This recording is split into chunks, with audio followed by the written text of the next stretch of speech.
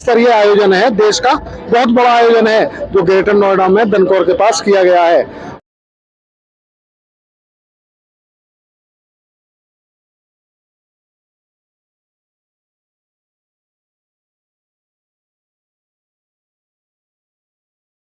आप यहाँ पर आए, ये आयोजन है मोटो जीपी रेस का, कैसा लगा आपको? बहुत बढ़िया।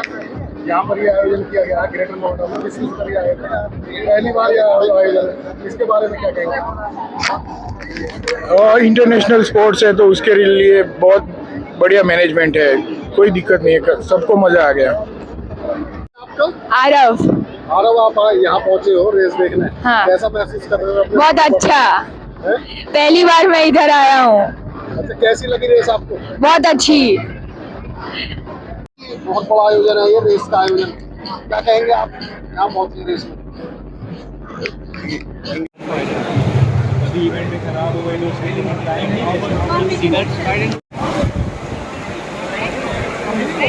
देख